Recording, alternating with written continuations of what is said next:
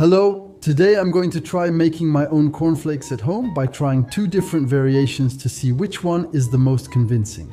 First, I'm going to try with polenta, then in a second step with corn flour, and we'll see together which one gives us the result closest to the cereals you can find in stores. Let's get started. So, to begin, I'm going to take a scale and a transparent bowl, and we're going to pour in 180 grams of polenta. It looks like sugar, except it's made from corn. Next, we're going to add a tablespoon of sugar. There we go, I'm filling it up to the brim. We'll also need a bit of salt, a teaspoon of vanilla extract, and finally, 20 cl of cold water. So, we add it to the mixture and we'll need to stir until we get a kind of dough. It's really strange, it feels like I'm working with sand. Come on, let's mix all the ingredients well. As you can see, it's very dry, but we want a liquid batter. So, to fix this, we'll need to add a bit more water little by little until we get the desired result. And speaking of moisture, if you hear a little background noise at certain moments in the video, that's normal. There are currently hail showers outside. It's the season, there's nothing I can do about it.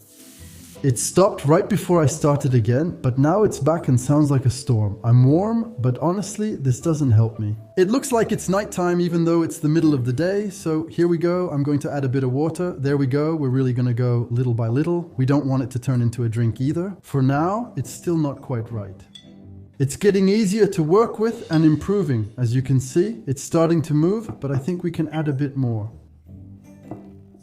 Look, there you go. Okay, that seems pretty good to me. Look, we really have something nice and liquid now. So now, I'm going to set this aside for a few seconds. I'm going to take a large baking tray and I'm going to cover it with baking paper. It's not the best cut, but it'll do the job, and we're going to spread our polenta mixture on it. Let's go, there we are. I'm not going to put everything for now. We'll see how much we have, and so I'm going to spread all of this out using a spatula. We want a relatively thin layer. That's also why we wanted it to be a bit liquid, because when it's too dry, it's hard to spread. And you really have to remember that this will be the thickness of our cereal later, so you really need to pay attention to that. So here, I think we're going to get a pretty good result. It's just the edges here, where it's still a bit uneven. I'm trying to spread it out well. And to make it crunchier, we're going to add a bit of polenta. In another bowl, we're going to add just a little bit of water and mix until we get a slightly sandy texture. There we go, perfect, and we're going to sprinkle that over our mixture. There, I'm trying to cover everything. We're making cereal, so it's better when it's crunchy. And now, for the first part of the baking, we're going to put this in the oven for 10 minutes at 180 degrees Celsius, and here we go. Now we just have to wait. Okay, we're good. I'm gonna take out the tray. There we go. Okay, great. It really dried everything out nicely. I'm closing my oven again, and now I'm going to lower the temperature to 120 degrees Celsius and set it to convection mode. And while the temperature is dropping, we're going to start cutting our cereal petals. As you can see, we already have some cracks, so let's get started. I'll begin on this side. So, for now, we have a kind of dough that's still relatively soft. I'm going to cut pieces, and that's going to form our petals or flakes. I don't really know what to call them. I'm trying to make shapes that are a bit round and irregular. There you go. So typically, that's pretty good. Now, whether it's big or not, I don't know. Well, to be honest with you, it's really nice to work with. I'm going to keep going. Honestly, I think we'll get a good result if you take your time. Here's the outcome. So actually, in terms of texture, for now it's still really soft, but I have to say that visually it looks very realistic to me. Now, we finish by returning everything to the oven for about 20 minutes. And in the meantime, I'm going to prepare the other version, this time with corn flour. So obviously it's much finer, so the texture will be different, but maybe the taste as well. And that's what interests us. Well, since the rest of the recipe is the same as the first one, I'll spare you all the details. Let's go.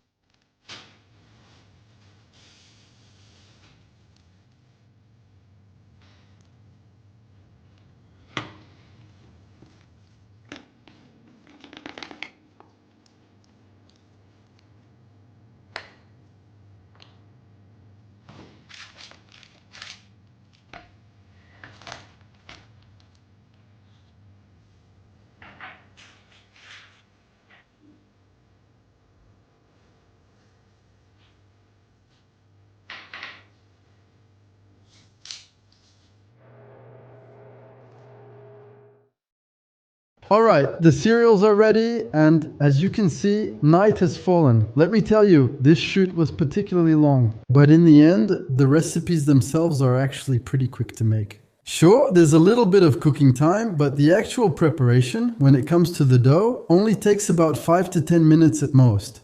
And the advantage is that there aren't a lot of utensils to clean. Honestly, it's really not a hassle. Now, all that's left is to check if the texture and taste are up to par.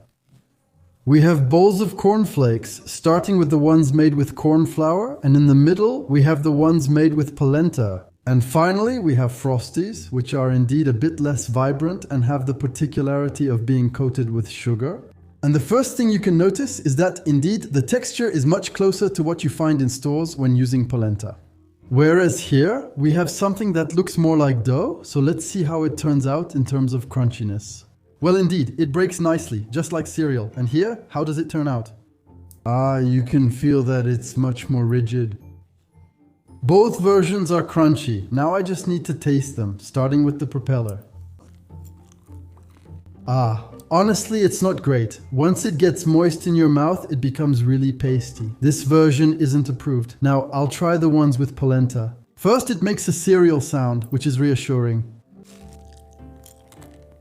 So, it's harder to chew, some of them aren't crunchy, but I already prefer these ones. I took a Frosties flake, so those are sweetened cornflakes to compare the thickness, and as you can see, mine are almost twice as thick. So, if you ever try this recipe at home, I recommend spreading the dough as thinly as possible on your tray to get a perfect result.